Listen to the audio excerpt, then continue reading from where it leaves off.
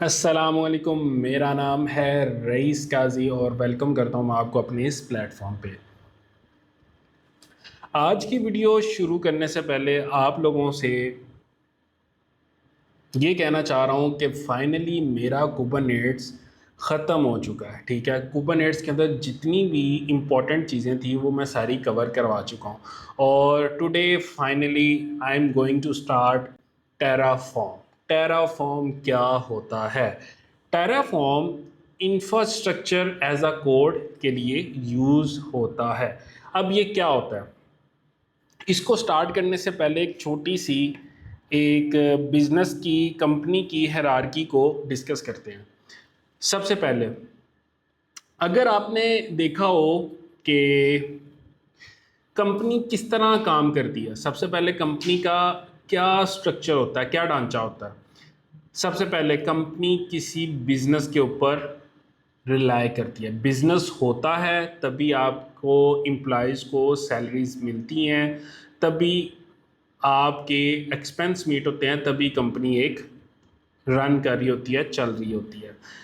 ये हो गया नंबर वन। ठीक है, नंबर टू, बिजनेस एनालिस्ट होता है कंपनी के अंदर। वो क्या करता है? वो सबसे पहले देखता है कि हमारा कंपनी का बिजनेस कहाँ पे अच्छे से ग्रो कर सकता है, कहाँ पे कंपनी अच्छा प्रॉफिट ले सकती है, कहाँ पे उसको क्लाइंट मिल सकता है। ठीक है, ये बिजनेस एनालिस्ट का काम होता है। बिजनेस एनालिस्ट क्लाइंट ढूंढता है, फाइंड करता है, लेके आता है, कंपनी के रेफरेंस को यूज़ करता है, गुडविल को यूज़ करता है, वट एवर जो भी रेफरेंस या जो भी वो अपने रिसोर्सेज को यूज़ करके क्लाइंट्स को लेकर आता है।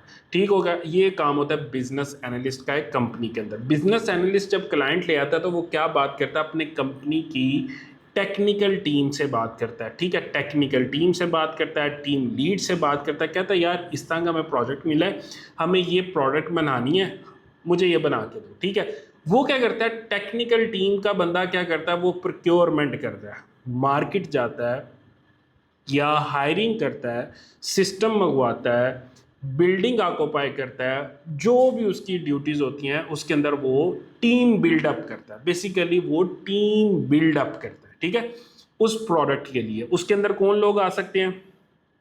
उसके अंदर आ सकते हैं फील्ड इंजीनियर आ जाएगा, सिस्टम इंजीनियर आ जाएगा, नेटवर्क इंजीनियर आ जाएगा, क्लाउड इंजीनियर आ जाएगा, स्टोरेज एडमिन आ जाएगा, बैकअप एडमिन आ जाएगा, और जितने भी क्लाउड के अलावा जितने भी नाम लिए, ये जॉब्स इनकमिंग फ्यूचर ख़त्म होने वाली हैं। बहरहाल ये इन चीज़ों को टेक्निकल टीम का बंदा जो भी होगा अपनी टीम को बिल्डअप करेगा इस तरह। ठीक है, एट द एंड वो प्रोडक्ट रेडी करेगा और वो क्या करेगा? डिप्लॉय कर देगा, डेटा सेंटर पे डिप्लॉय कर देगा, किसी डेटा सेंटर जब उसका बना होगा तो वहाँ पे डिप्लॉय कर देगा, या फिर क्लाउड के इन्वायरमेंट में अपनी सर्विस को या अपनी ऐप को डिप्लॉय कर देगा, प्रोडक्ट को। ये था एक ट्रेडिशनल कंपनी का हेरारकी।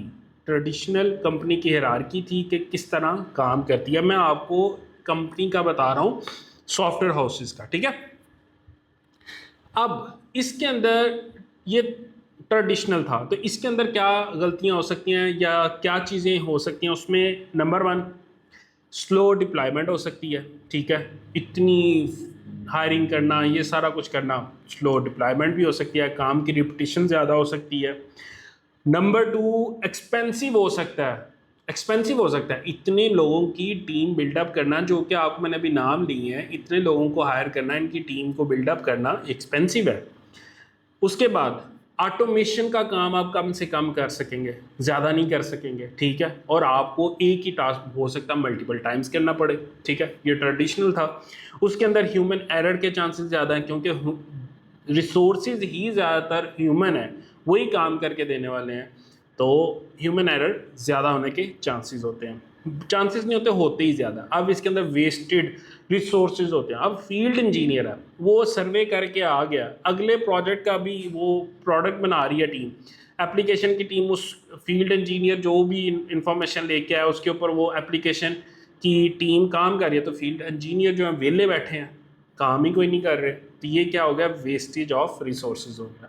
उसके बाद आता है इनकॉन्सिस्टेंसी। इनमें कंसिस्टेंसी नहीं होती। ठीक है, ये ट्रेडिशनल कंपनी का जो बिहेवियर है, हायरार्की है, उसके अंदर ये चीज़ें खामियां देखने को मिलती हैं। With the passage of time, हमने जब ऑब्जर्व किया, या इन टेराफॉर्म ने ऑब्जर्व किया, उसने कहा ये सारी चीज़ें ऑटोमेट होनी चाहिए और कोड के थ्रू होनी चाहिए। तो फिर टेराफॉर्म ने इंफ्रास्ट्रक्चर एज अ कोड के उसको मुतारिफ करवाया, ठीक है, इंफ्रास्ट्रक्चर एज अ कोड को। उसमें कौन सी लैंग्वेज यूज़ होती थी? हाशीकोप की लैंग्वेज यूज़ होती थी, ठीक है। वो क्या करती थी, वो हर एक चीज़ को कोड के थ्रू आपको काम करके देती थी। अब उसमें बग वो तो आ जाते हैं, लेकिन आपका क्या एक्सपेंस कम हो गया। एक ही बंदा है, क्लाउड इंजीनियर है, वो मल्टीपल टास्क कर रहा होता है, ठीक है। फील्ड इंजीनियर ये वो, नेटवर्क स्टोरेज एडमिन ये वो, इनकी ज़रूरत ही नहीं पड़ती, ठीक है। तो क्लाउड इंजीनियर ने इस तरह इन चीज़ों को कोड के थ्रू काफ़ी चीज़ों को ऑटोमेट कर दिया। इसमें ऑटोमेशन भी ज़्यादा होती है इंफ्रास्ट्रक्चर एज अ कोड के थ्रू। आपको मैं वीडियो में चीज़ें ये करके भी दिखाऊंगा अभी। तो ये सारा, और आपको एक मज़े की चीज़ बता दूं, फ्यूचर में और अभी भी जो जॉब्स क्रिएट हो रही हैं, उसमें जॉब्स जो क्रिएट हो रही हैं वो इंफ्रा स्पेशलिस्ट की, build and release engineer, infra engineer, और उसके बाद DevOps engineer, cloud engineer, cloud specialist, इस तरह की जॉब्स अब क्रिएट हो रही हैं। तो मेरा आपसे मशवरा है कि आप अगर system admin, network admin, storage admin इस तरह के जॉब्स कर रहे हैं तो अपने आप को अपग्रेड करें, किसी और स्किल में मूव कर जाएं या फिर डेवऑप्स में शिफ्ट हो जाएं। अच्छा, इसके बाद बात आती है इंफ्रास्ट्रक्चर एज अ कोड की। मैं आपसे बात कर रहा था, तो इंफ्रा होता क्या है? देखें, EC2 एक सर्विस है, एक मशीन आप बनाते हैं, EC2 सर्विस है। S3 बकेट AWS पे बनाते हैं, वो क्या है? एक सर्विस है, AWS आपको सर्विस देता है। RDS, VPC, नेटवर्क, ये सारी क्या है? सर्विसेज हैं। ये सारी सर्विसेज मिलके जो बनाती हैं उसको कहते हैं इंफ्रा। इसको भी मैं एक्सप्लेन करता हूँ। आप कोई भी ऐप रन कर रहे हैं, उसको स्मूथली रन करने के लिए जो जो सर्विसेज यूज होती हैं उसको इंफ्रा कहते हैं, ठीक है, इंफ्रास्ट्रक्चर कहते हैं, ठीक है। अब यहाँ पे टेराफॉर्म की बात आती है। टेराफॉर्म क्या है? टेराफॉर्म क्या करता है? प्रोविजनिंग इंफ्रास्ट्रक्चर बनाने के लिए यूज होता है टेराफॉर्म। प्रोविजनिंग इंफ्रास्ट्रक्चर क्या होता है? सबसे पहले जो आप इंफ्रास्ट्रक्चर क्रिएट करते हैं फ्रॉम थ्रू द कोड, जो आप सर्विसेज क्रिएट करते हैं वो होती है इंफ्रास्ट्रक्चर एज अ कोड। जितनी भी आपके सामने अभी मैंने सर्विस का नाम लिया है, इनको अगर आप कोड के थ्रू क्रिएट करेंगे तो ये इंफ्रास्ट्रक्चर एज अ कोड होता है, और ये फर्स्ट टाइम आप बनाते हैं तो इसको कहते हैं प्रोविजनिंग इंफ्रास्ट्रक्चर कोड। अब आपने इंफ्रास्ट्रक्चर बना लिया, अब इंफ्रास्ट्रक्चर में कुछ आपने चेंजेस करनी है, कुछ भी उसमें अपडेट करना है, तो वो आप लैदा से एक और टूल यूज़ होता है जिसको कहते हैं अनसिबल। वो अनसिबल यूज़ होता है। प्रोविजनिंग इंफ्रास्ट्रक्चर टेराफॉर्म यूज़ होता है, कॉन्फ़िगरेशन ऑफ इंफ्रास्ट्रक्चर के लिए यूज़ होता है अनसिबल, ठीक है। अब उसके बाद बारी आती है, एक एग्जाम्पल अब बल्कि आपको देता हूँ। आपने एक सर्विस क्रिएट की EC2 इंस्टेंस, आपने AWS पे क्रिएट किया, ठीक है। ये आप एग्जाम्पल के तौर पे आपको मैं बता रहा हूँ। तो ये क्या होगा? टेराफॉर्म के थ्रू आपने EC2 एक क्रिएट कर लिया, EC2 मशीन क्रिएट की, ये आपका टेराफॉर्म होगा। अब EC2 मशीन के अंदर जेंकिन्स इंस्टॉल कर रहे हैं, गिटलैब कर रहे हैं, डॉकर कर रहे हैं, ये किसके थ्रू करेंगे आप? अनसिबल के थ्रू। ये कॉन्फ़िगरेशन ऑफ इंफ्रास्ट्रक्चर होता है। आई होप सो आपको इस एग्जाम्पल से काफ़ी चीज़ों की समझ आ गई होगी। तो पहले तो टेराफॉर्म जो था ओपन सोर्स था, अब BSL हो गया। BSL क्या होता है? Business source licence. पहले ओपन सोर्स था, आप कुछ भी चेंजेस वगैरह कर लेते थे, लेकिन अब आप टेराफॉर्म में चेंजेस नहीं कर सकते, उसको फोक करके अपने मुताबिक का कोई वर्जन नहीं बना सकते, क्योंकि आपको लीगल नोटिस भी आ सकता है अगर आप उसमें कुछ करते हैं। तो अब चलते हैं वीडियो की तरफ, और उससे पहले मैं आपको ये बता दूं कि मैंने पूरा जो आपको कहानी फिट की है, सुनाई है, सारी की सारी मैंने यहाँ पे लिख दिया हुआ है। ठीक है, आप यहाँ से मेरा ब्लॉग भी पढ़ सकते हैं और अंडरस्टैंड आप अच्छे तरीके से भी कर सकते हैं। हो सकता है मैंने कुछ मिस कर दिया हो, जो मैंने ना बताया हो वो आप यहाँ से भी पढ़ सकते हैं।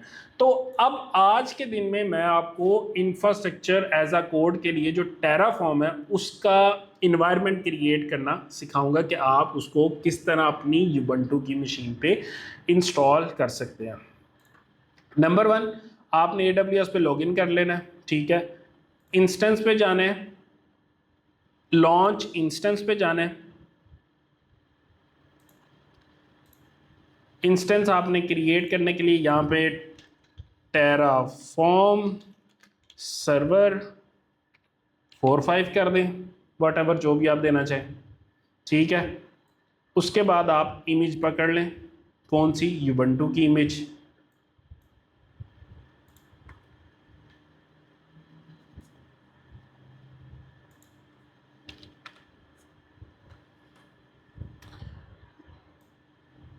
यूबंटू की इमेज मैंने ले ली। ठीक है, फ्री टियर है और मैं T2 माइक्रो ले रहा हूँ। टेराफॉर्म T2 माइक्रो पे बहुत ज़बरदस्त अच्छा चलता है, इस वजह से आप T2 माइक्रो लें, फ्री है, इसको ही यूज़ करें। और की पेयर अगर आपने क्रिएट करनी है तो क्रिएट कर लें। मेरे पास एक ऑलरेडी बनी है कैनेडा डेवऑप्स के नाम से, उसी को मैं की पेयर को यूज़ कर रहा हूँ। और यहाँ पे एज इट इज़ कुछ भी चेंज ना कीजिएगा और लॉन्च इंस्टेंस कर दें। ठीक है, अब ये थोड़ी ही देर में मेरी इंस्टेंस यहाँ पे क्रिएट हो जाएगी। मशीन मेरी क्रिएट हो चुकी है, तो सिंपल मैं यहाँ पे इसका आईपी एड्रेस कॉपी करूँगा।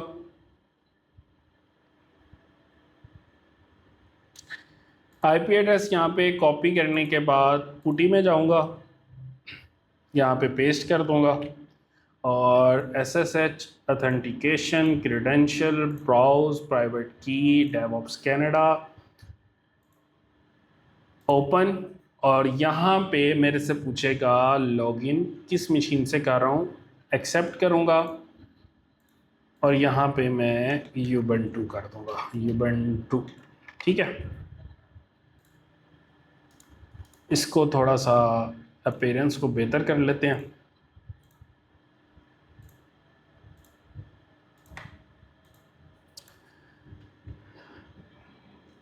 क्लियर, यहाँ पे आपका इंस्टेंस क्रिएट हो चुका है। अब बारी आती है टेराफॉर्म का एनवायरनमेंट क्रिएट करने के लिए। सिंपल आपने ये इन कमांड्स को कॉपी करना है, यहाँ पे जाना है, एंटर कर देना है। ठीक है, जो भी वो रन करेगा उसको छोड़ दें, वैसे भी ये सारी चीज़ें वैसे ही होती हैं जैसे जंकिन्स इंस्टॉल किया की आती है, हर चीज़ वैसे ही wget और सारी चीज़ें। बहरहाल ये इंस्टॉलेशन स्टार्ट हो चुकी है, अभी 1 या 2 मिनट के अंदर इसकी इंस्टॉलेशन कंप्लीट हो जाएगी। आपने टेराफॉर्म का वर्जन चेक कर लेना और उसके बाद आपका टेराफॉर्म के काम के लिए, टेराफॉर्म करने के लिए आपका इन्वायरमेंट कंप्लीटली इंटायरली आपका कंप्लीट सेटअप हो जाएगा। बहरहाल मेरा सेटअप यहाँ पे कंप्लीट हो चुका है, इन्वायरमेंट क्रिएट हो चुका है। मैं क्या टेराफॉर्म माइनस वर्जन और एंटर करूँगा और मेरा टेराफॉर्म का इन्वायरमेंट क्रिएट हो चुका है, टेराफॉर्म इंस्टॉल हो चुका है। मिलते हैं नेक्स्ट वीडियो में, तब तक के लिए अल्लाह हाफिज़।